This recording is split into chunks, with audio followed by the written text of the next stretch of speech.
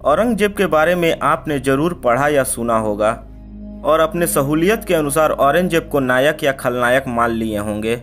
लेकिन आज हम औरंगजेब से जुड़े जिस किस्से का जिक्र करेंगे उसे इतिहास के पन्नों से हटा दिया गया है। लेकिन जो इंसान निष्पक्ष और हक परस्त होता है, चाहे वो किसी धर्म या जाति का हो, उसका इतिहास मिटाया नहीं जा सकता। तो चलिए दोस्तों, आज हम इतिहास में दफन उस किस्से का जिक्र करते हैं जिसमें औरंगजेब का निष्पक्ष न्याय छुपा हुआ है।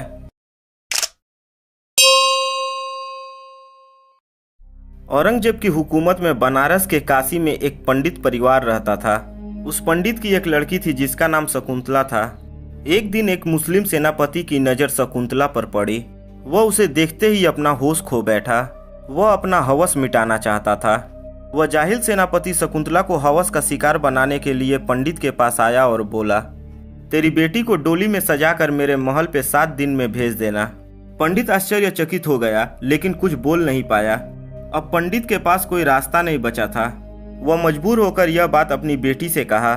शकुंतला कुछ देर सोचने के बाद बोली, पिताजी आप 1 महीने का वक्त ले लो, कोई ना कोई रास्ता निकल जाएगा। पंडित ने सेनापति से जाकर कहा कि मेरे पास इतने पैसे नहीं है कि मैं 7 दिन में सजाकर लड़की को भेज सकूं।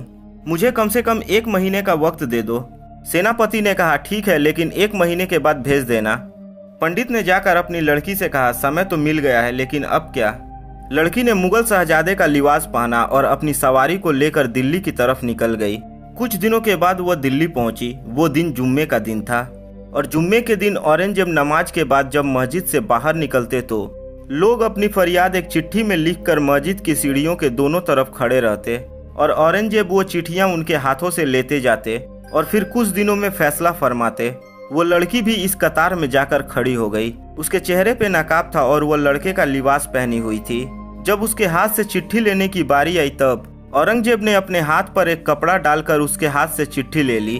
तब वो बोली, महाराज मेरे साथ यह नाइंसाफी क्यों? सब लोगों से आपने सीधे तरीके से चिट्ठी ली और मेरे पास से हाथों पर कपड़ा रखकर।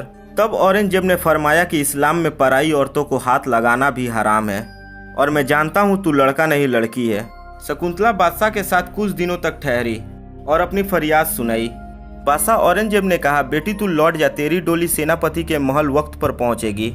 शकुंतला सोच में पड़ गई कि यह क्या। वो अपने घर लौटी तो पिताजी ने पूछा कि क्या हुआ बेटी?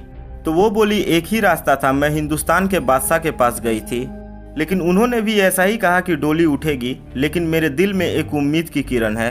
वो ये है कि मैं जितने दिन वहाँ रुकी, बादशाह ने मुझे 15 बार बेटी कहकर पुकारा था और एक बाप अपनी बेटी की इज्जत नीलाम नहीं होने देगा। फिर वह दिन आया जिस दिन शकुंतला की डोली सज धज कर सेनापति के महल पहुंची। सेनापति ने डोली देखकर अपनी अय्यासी की खुशी में फकीरों को पैसा लुटाना शुरू किया।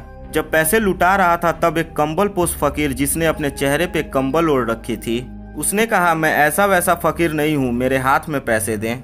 सेनापति ने फिर हाथ में पैसे दिए। तब फकीर ने अपने मुंह से कंबल हटाया तो सेनापति देखकर हक्का बक्का रह गया, क्योंकि उस कंबल में कोई फकीर नहीं बल्कि औरंगजेब खुद थे। उन्होंने कहा कि तेरा एक पंडित की लड़की की इज्जत पे हाथ डालना मुसलमान हुकूमत पे दाग लगा सकता है।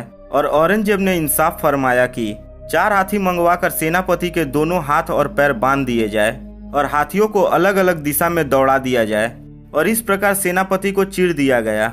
फिर औरंगजेब ने पंडित के घर के पास एक चबूतरे पर नमाज अदा की और दुआ की कि ये अल्लाह, मैं शुक्रगुजार हूँ कि तूने मुझे एक गैर इस्लामिक लड़की की इज्जत बचाने के लिए, इंसाफ करने के लिए चुना। फिर औरंगजेब आलमगीर ने कहा, बेटी 1 गिलास पानी लाना।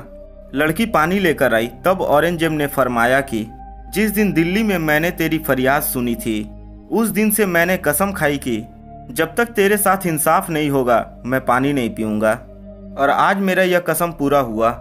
इतना कहकर औरंगजेब दिल्ली लौट गए। औरंगजेब के जाने के बाद पंडित जी और काशी बनारस के दूसरे हिंदू भाइयों ने उस चबूतरे के पास एक मस्जिद बनवाए जिसका नाम धनेड़ा की मस्जिद रखा गया और पंडितों ने ऐलान किया कि बादशाह औरंगजेब के इंसाफ की खुशी में हमारी तरफ से इनाम है। और सेनापति को जो सजा दी गई वो इंसाफ एक सोने के तख्त पर लिखा गया था जो आज भी धनेड़ा की मस्जिद में मौजूद है। ऐसा था औरंगजेब का इंसाफ। तो दोस्तों, औरंगजेब का यह न्याय सुनकर आपका नज़रिया औरंगजेब के तरफ से बदला या नहीं, कमेंट बॉक्स में लिखकर हमें ज़रूर बताना। अगर यह वीडियो आपको अच्छी लगी हो तो वीडियो को लाइक करें, अपने दोस्तों को शेयर करें और अगर आप सूर्या टॉक चैनल पर नए हैं तो चैनल को सब्सक्राइब करके बगल वाले बेल आइकन को जरूर दबा दें ताकि आने वाली वीडियो का नोटिफिकेशन आपको सबसे पहले मिले। तो दोस्तों मिलते हैं अगली वीडियो में। जय हिंद, जय भारत।